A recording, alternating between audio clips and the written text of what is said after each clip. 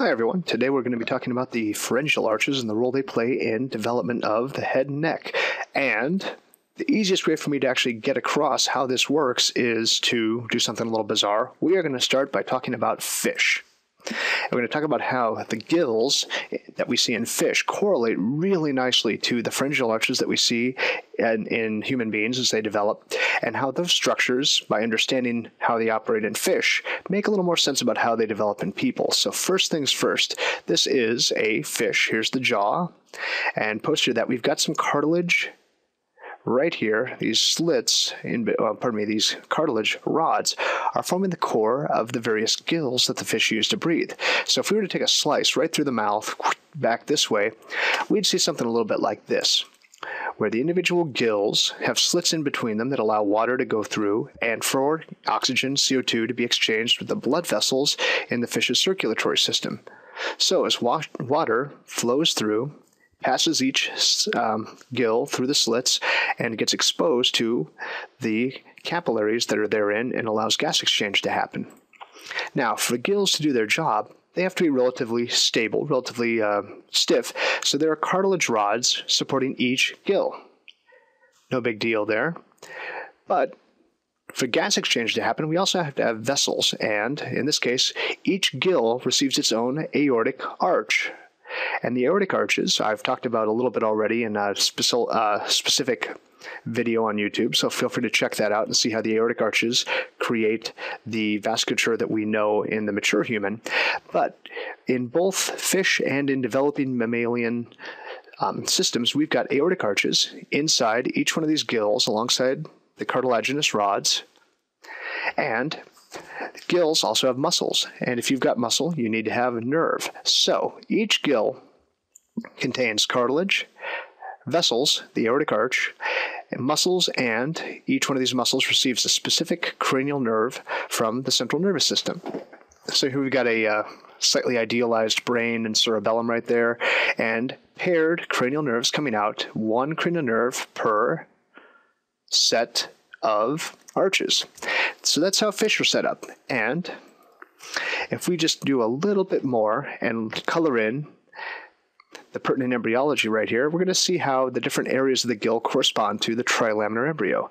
And just to push my other video a little bit further, if you haven't seen the difficult concepts of early development talk, please go check that one out, because it'll make this a heck of a lot more understandable. But if you got a good handle on that, we'll just keep going. The lining of the digestive tract, and in this case the lining of the mouth, each of one of the gills, the pharynx, and the esophagus in fish is coming from endoderm, colored in yellow here. The skin on the outside comes from ectoderm, and just FYI, so does the central nervous system. So the spinal cord, brain, brainstem, etc. That's colored in blue. Ectoderm covers the outside of the fish as well as us. And then finally, everything in pink here is derived from mesoderm. Mesoderm's giving rise to the muscles, the connective tissues, and the other structures in that area. Now, bones and cartilages of the gills and of the pharyngeal arches don't come from endoderm, ectoderm, mesoderm per se. They come from mesenchyme, or undifferentiated cells, that arise from neural crest cells. And if you remember from the earlier video, neural crest cells are derived from ectoderm. It involutes, follows the neural tube in, but thereafter those neural crest cells migrate all over the body. They form ganglia, they form melanocytes, and one of the things that they form are the connective tissues, the bones and cartilages of the face and the neck. So in this case, the pharyngeal arches, getting those structures from neural crest cells. Whoops. Now the muscle in this area is coming from somites, or to be technically correct, somatomeres in the head region that migrate in here and pull their innervation along with them. Now, that's fish. Really, mammals, aka humans, have about the same setup going on, but since we're not breathing water, since we don't have to have gas exchange occur through these gills, we've filled in the area in between, and we're left with something that looks like this. We've still got the same endoderm, yellow, ectoderm, blue, and mesoderm, pink, that we had in the fish. But since we don't have gills, these are now going to be called pharyngeal arches, and the only opening into this area is the primitive mouth, or the stomadeum, located right there. So the endoderm-lined stomadeum leads into the early oral cavity, pharynx, and eventually to the esophagus way back here. And each one of these arches, pharyngeal arches, has the same stuff that we'd expect that the gills had to have: a cartilage, an aortic arch, a muscle, and a cranial nerve. So that's what we're looking at right here. Now, I apologize for making the brain and spinal cord smaller in the mammal than the fish. That was artistic license / laziness, but I think you get the point of cranial nerve, cartilage, arch, and muscle in each one of these pharyngeal arches. All right, so now we're going to switch gears a little bit and look at the same structures from the outside lateral view, and we see something that looks a little like this. So the pharyngeal arch muscles and their innervation correlate really nicely to groups of nerves and muscles that you've probably already studied in gross anatomy. So right here, we've got the developing eye, the nasal placode right here, stomadeum, or the early mouth, to be tucked in right behind here if we could see it, and hanging out at the base of the neck behind the stomadeum, we've got the pharyngeal arches. And there's arch numbers 1, 2, 3, 4, and 6.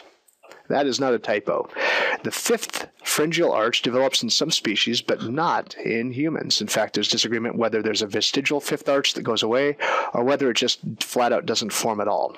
But structures of the sixth pharyngeal arch in other species are correlated with the structures of the sixth arch in humans. Hence, we've retained the nomenclature 1, 2, 3, 4, 6. So enough of that confusion. Let's move on to something else. Let's look at the nerves that innervate each one of these arches. So coming from the brainstem, and the spinal cord that's been drawn in here, we've got a variety of nerves, cranial nerves coming down, and the first arch is innervated by the trigeminal nerve, cranial nerve number 5. But those of you who've been studying your anatomy will find a neat little correlate here. The first ophthalmic branch and the second maxillary branch of the trigeminal nerve don't innervate any muscles. But the third innervates the muscles of mastication, the muscles that you use to eat. And because of that, all the muscles of mastication come from the first pharyngeal arch. So the masseter, the temporalis, the medial and lateral pterygoids, as well as the anterior belly of the digastric muscle and the tensor tympani in the middle ear all come from this first arch because they're innervated by the trigeminal's mandibular branch. We go to the second arch, and the second arch gives rise to all the muscles of facial expression, and no big surprise, is innervated by cranial nerve 7, the facial nerve. So all the muscles of facial expression start in one place, and then as they migrate around the face, they drag their nerve supply with them into 5 distinct branches: the temporal, the zygomatic, the buccal, the mandibular, and down in the neck, the cervical branch of the facial, are all derived from the fact that these muscles migrate all over the face and drag their nerve supply with them. Now, the posterior belly of the digastric, the stapedius muscle in the ear, and the stylohyoid muscle also come from the seventh, they're innervated by the seventh nerve, therefore they all come from the second arch. Now, next up is pharyngeal arch number 3, and this one's great because it's innervated by cranial nerve 9, the glossopharyngeal nerve, and it forms a single skeletal muscle. A single pharyngeal arch head muscle is innervated by the glossopharyngeal nerve, and that is the Stylopharyngeus muscle. So keep track of him as a piece of trivia. That is a muscle innervated by cranial nerve 9 that assists us in swallowing by elevating the pharynx. Now, after that exercise in minimalism, we get to the fourth pharyngeal arch, innervated by the vagus nerve, and this guy is immense. The vagus nerve and the fourth arch gives rise to all the muscles of the palate, all the muscles of the pharynx. So pretty much anything innervated by cranial nerve 10 inside the mouth and the pharynx is derived from the fourth pharyngeal arch, but not the laryngeal muscles. The laryngeal muscles are also innervated by the cranial nerve 10, the vagus, but they're innervated specifically by its recurrent branch. And the vagus nerve actually sends off its recurrent branch, loops around the aorta on the left and the subclavian artery on the right before it makes it back to the sixth arch. And these This place is where those laryngeal muscles come from. So all the laryngeal muscles come from the sixth arch, with the exception of the cricothyroid muscle, which is the one not innervated by the recurrent branch. So hopefully this is correlated to the anatomy a little bit. If you're not taking anatomy right now, please, please, please don't freak out. Just look into your course materials and make sure what you do and don't need to know. All right, so we'll go in the recurrent fibers of the vagus right there to the sixth arch, and we'll move on. All right, so a little short summary of what we just talked about here is that the pharyngeal arches give rise to a variety of structures, but if you can keep track of the innervation, it makes a little more sense. So the first pharyngeal arch is innervated by the mandibular branch of the trigeminal nerve, so all the muscles of mastication, the tensor veli palatini, the tensor tympani, the mylohyoid, the anterobelly digastric muscle, anything you can think of that's innervated by V3 comes from the first arch. And the cartilage in the first arch directs the formation of the maxilla, the mandible, and in the middle ear, the malleus and the incus, which makes a little sense. If you remember, the tensor tympani attaches to the malleus. Makes sense that they'd have a common origin. Second pharyngeal arch, same theory. We've got cranial nerve 7, the facial nerve, innervating muscles of facial expression. On top of that, you've got the stapedius, stylohyoid, and the posterior belly digastric muscles, also coming from the second arch because they're innervated by cranial nerve 7. And the cartilage associated with it directs the formation of the stapes, the styloid process, and part of the hyoid bone. And again, the stapes and the stapedius are closely related, so it makes sense that they'd have a common origin. Third pharyngeal arch is the easiest of the bunch. Cranial nerve 9 innervates one muscle, the stylopharyngeus. It's the only muscle the third arch gives, and the cartilage associated with it forms part of the body in the greater horn of the hyoid bone. Now we move on to the fourth and sixth arches, and rather than going into extreme detail, let's just say that the fourth arch is innervated by cranial nerve 10, innervates the palatine muscles, innervates the pharynx, so the superior, middle, and inferior pharyngeal constrictors, innervates the cricothyroid muscle on the external aspect of the thyroid, of the larynx, and then the sixth arch, innervated by the recurrent branch of cranial nerve 10, gives rise to the laryngeal muscles, and those are going to be the muscles that control the opening and closing of our vocal cords, so the posterior cricoarytenoid, lateral cricoarytenoid, all of those guys in the larynx are innervated by the recurrent branch of cranial nerve 10, and hence came from the sixth pharyngeal arches. Now, the fourth and sixth pharyngeal arches share the formation of the laryngeal cartilages, and that's very complex, so we're going to kind of gloss over that right now, and instead move on to the ectoderm and the endoderm lining the pharyngeal arches inside the developing mouth, because that's where the next set of cool things is going to be happening. Hi everybody, and as promised, we're going to start in now with structures formed by the pharyngeal arches that are related to the glands and some other structures of the mature human being apart from the arches themselves. So let's start with what we know. We'll draw in here that first arch, same view that we were looking at before, second arch right behind it, third, fourth, and don't forget, no fifth, but a sixth arch right in there. So on this side, on the left here, what we're going to do is we're going to work on early development. So early development structures are going to be drawn in here on the left. And then across on the other side here, I'll draw in the little stomadeum, early mouth right there. This is where we're going to have the mature structures. So on the right, I'm going to kind of show what structures on this side form on this side, although keep in mind it's all happening together on both the left and the right. So the first arch we talked about already is going to be innervated by the mandibular branch of the trigeminal nerve, innervating muscles of mastication. Second arch, cranial nerve 7, innervating muscles of facial expression, plus a few oddballs. Third, innervates stylopharyngeus, and that's innervated by cranial nerve 9. Fourth arch, vagus nerve, going to the palate, the pharynx. And then sixth arch, also innervated by 10, but it's the recurrent branch of the vagus nerve, innervating the laryngeal muscles. All right, so that's what we've covered so far. Now let's concentrate on what's happening on the outside. And the outside, as you recall, is lined by ectoderm. So we'll draw that in blue, just like we had before.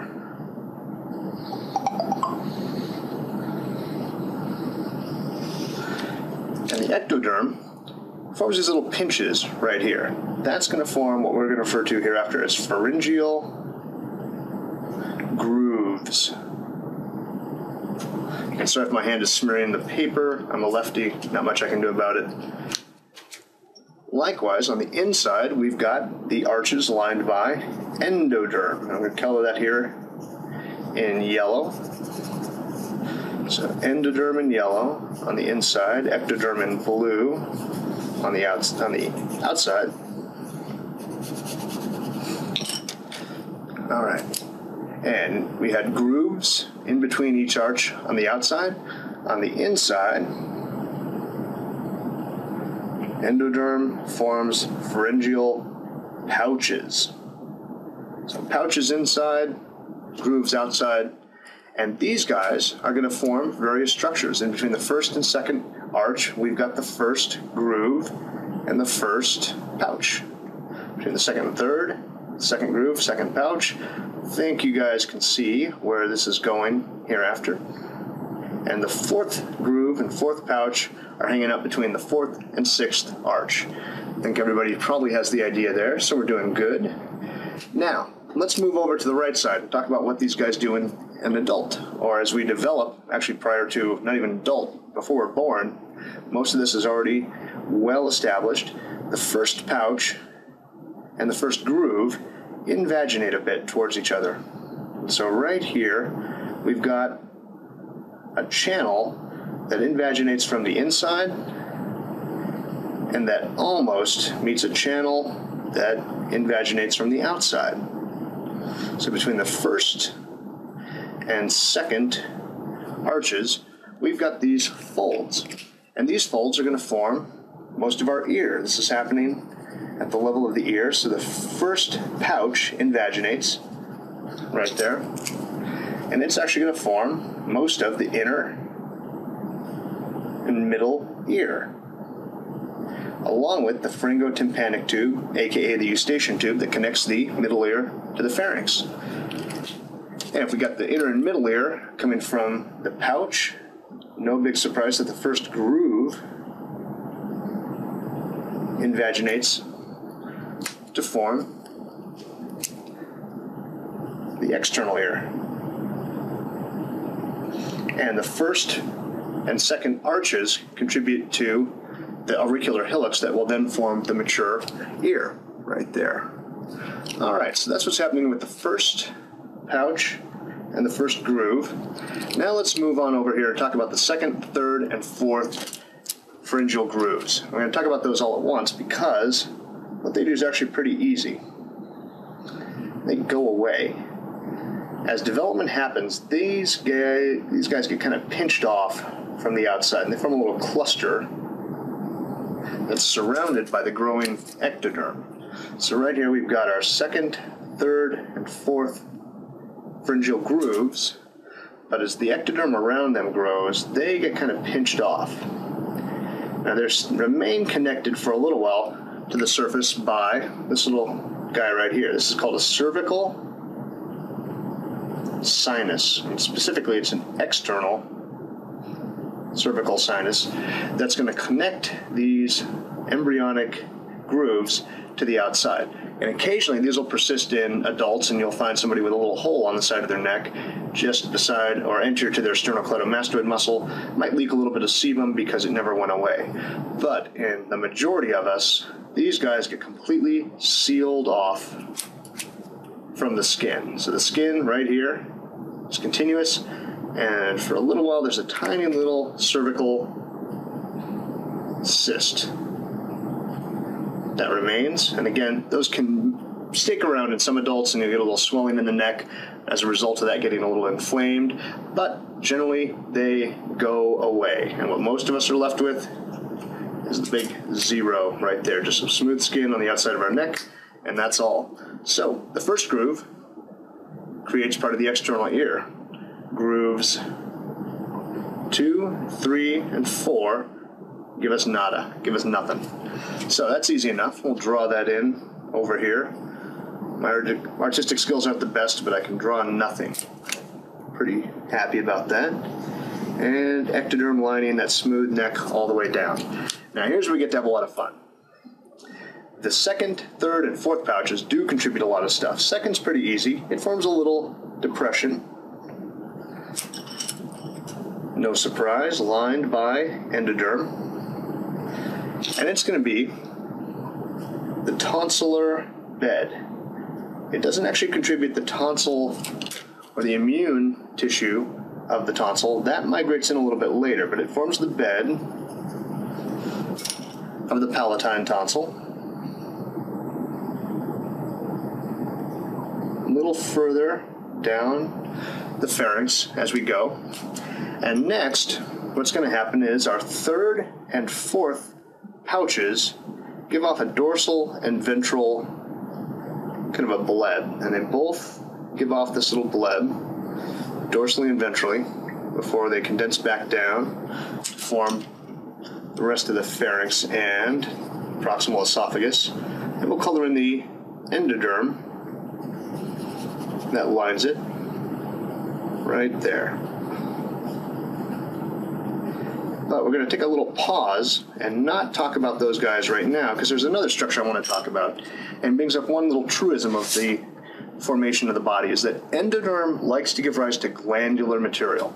And one of the glands that arises from it actually develops on the floor of the embryonic mouth. A little bleb of endoderm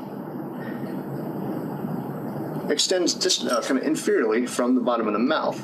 And it's doing so just near where the tongue is forming. So we have some tongue buds forming anterior to it, making up the anterior 2/3 of the tongue. We got a couple tongue buds forming posterior to it.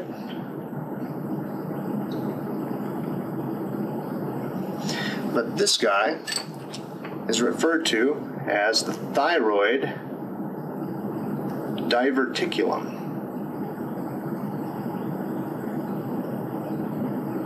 And as the body grows, this diverticulum extends inferiorly and essentially migrates to the base of the neck, below the cricoid cartilage, goes down past the hyoid bone,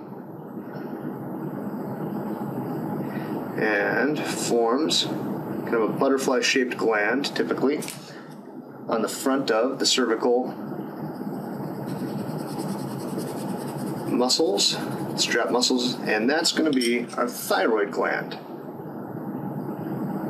I bring that up first because these third and fourth pouches actually contribute things that are related to the thyroid gland. So, for whatever reason, here we go, third, fourth pouch. The dorsal extension of the third pouch gives rise to the inferior parathyroid gland. And likewise, the dorsal extension of the fourth pouch gives off another one. It gives off the superior parathyroid gland. And these guys migrate to the thyroid and then hang out. Inferior parathyroid down here, superior parathyroid up here. And this is happening on both sides. Now, why does the inferior come off the third? Why does the superior come off the fourth? You got me. I have no idea, but that's how it works. And they're going to hang out here and produce parathyroid hormone, which is involved in upregulating the amount of calcium in our bloodstream. Now, let's jump back here to the ventral extension of the third pouch. This extends inferiorly to become the thymus, which is another gland, which is more of an immune gland than anything else. And this is going to migrate inferiorly, even further than the thyroid did. It's going to migrate down to the superior mediastinum, just above and a little bit anterior to the heart, and forms a gland that looks in shape not unlike the thyroid. But the thymus is more involved in the maturation of B lymphocytes to become T lymphocytes and immune response. Pretty big in children. It rescinds as we get older, but it's coming off of that third pouch in the pharyngeal area. All right, now last up, and last up is actually literally correct here, we have the ultimobranchial, suddenly forgot how to spell, ultimobranchial body. I hate this word.